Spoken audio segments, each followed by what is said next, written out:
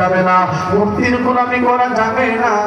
এই মুসলমান আওয়াজ করে বলো, এই মানুষের গোলামি করতে হবে। আওয়াজ করে বলেন না তিনি কে? মুসলমান ভাইরা আমার, নজর করে দেখা যান, আল্লাহর নবী রাহমাতুল লিল আলামিন দাওয়াত দেওয়ার কারণে মক্কা আল্লাহু আকবার তায়েফের লোকেরা আল্লাহর হাবিবের শরীর মুবারকের মধ্যে পাথর মারতে আরম্ভ করছে।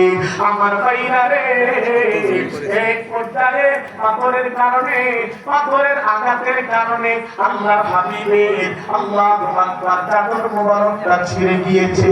আল্লাহর হাবিবের চাদর মুবারকটা ছিঁড়ে নবীজি পিঠ মুবারকের মধ্যে লাগতে আরম্ভ করছে।